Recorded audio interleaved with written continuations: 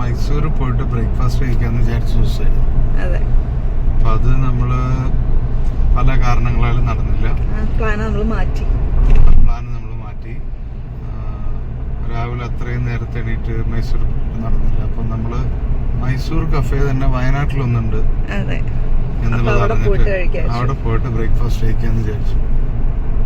നമുക്ക് ബ്രേക്ക്ഫാസ്റ്റ് എങ്ങനെ ഉണ്ടാവും, ഇതായിരിക്കും അവസ്ഥ എന്നുള്ളവർ കാണാം. മൈസൂർ പോയിട്ട് കഴിക്കുന്ന പോലെ ഉണ്ടോ എന്താ നോക്കാല്ലേ? എന്താന്ന് നോക്കാം. ഓക്കെ, നമുക്ക് അവിടെ പോയിട്ട് കാണിക്കാം. ഓക്കെ.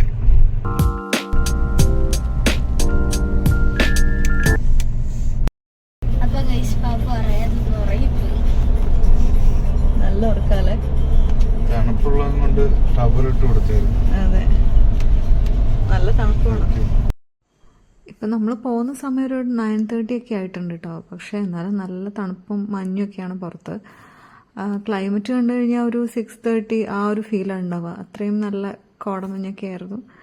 അപ്പോൾ നമ്മൾ ബത്തേരി എത്താറായി. ബത്തേരിയാണ് നമ്മൾ പറഞ്ഞിട്ടുള്ള സ്ഥലം കേട്ടോ. അപ്പോൾ നമ്മൾ അവിടെ നിന്നാണ് നമ്മളുടെ മൈസൂർ ബ്രേക്ക്ഫാസ്റ്റ് കഴിക്കാൻ വേണ്ടി പോകുന്നത്.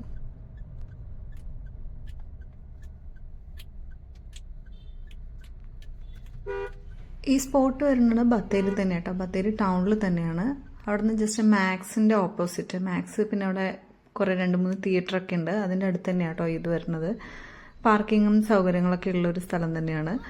അതേപോലെ ഇപ്പം എന്താ പറയുക, ഒരുപാട് യാത്രയൊക്കെ ചെയ്ത് വരുന്നവർക്ക് നല്ലൊരു അടിപൊളി ബ്രേക്ക്ഫാസ്റ്റ് ഒക്കെ കഴിക്കാൻ പറ്റിയ നല്ലൊരു സ്പോട്ട് തന്നെയാണ് കേട്ടോ.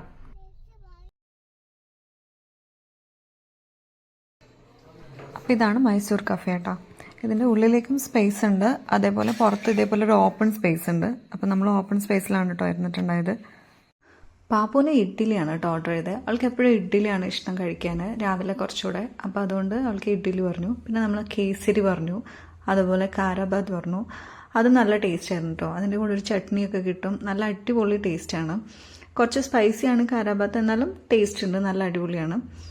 അതുപോലെ ഇഡ്ഡലി. പിന്നെ എനിക്കിഷ്ടം മസാല ദോശ കേട്ടോ. നല്ല ചൂട് മസാല ദോശയായിരുന്നു. അതും അതിൻ്റെ മസാല എല്ലാം അടിപൊളി. അതിൻ്റെ കൂടെ കിട്ടുന്ന എല്ലാ ചട്നിയും നല്ലതാണ്. ചില സ്ഥലങ്ങളിൽ നമുക്ക് മസാല ദോശ കിട്ടും, പക്ഷേ അതിൻ്റെ ചട്നി ഒന്നും അത്ര വലിയ ടേസ്റ്റ് ഉണ്ടാവില്ലല്ലോ. പക്ഷേ ഇതെല്ലാം പെർഫെക്റ്റ് ആയിരുന്നു, അടിപൊളിയായിരുന്നു. അപ്പം ഇനിയും പോയി കഴിക്കണം തോന്നുന്ന ഒരു ടേസ്റ്റുള്ള സ്ഥലം തന്നെയാണ് കേട്ടോ. അടിപൊളിയായിരുന്നു. ഇവിടെ അതേപോലെ ദഹിപുരി, പാനിപ്പുരി അതൊക്കെ ഉണ്ട് കേട്ടോ. അത് നല്ല അടിപൊളി ടേസ്റ്റുള്ളതാണ്.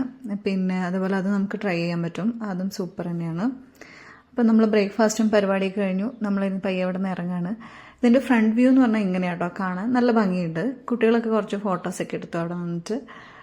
കാണാൻ നല്ലൊരു ട്രഡീഷണൽ ലുക്കൊക്കെ ആയിട്ട് നല്ല ഭംഗിയുള്ള നല്ലൊരു പീസ്ഫുള്ളായിട്ടുള്ള ഏരിയ ആണ്. അപ്പോൾ ഇതാ നമ്മളിനി ഇവിടെ നിന്ന് പോവാണ്. അപ്പോൾ നിങ്ങൾക്ക് ഈ വീഡിയോ ഇഷ്ടപ്പെട്ടിട്ടുണ്ടെങ്കിൽ please like and share, subscribe. Thank you. Arjun ആനയുടെ പേരാ നോട്ടെ. അർജുൻ നല്ല ഭംഗിയുണ്ട് അല്ലേ സ്ഥലം. ബാബുവിന് ഇഷ്ടപ്പെട്ടോ?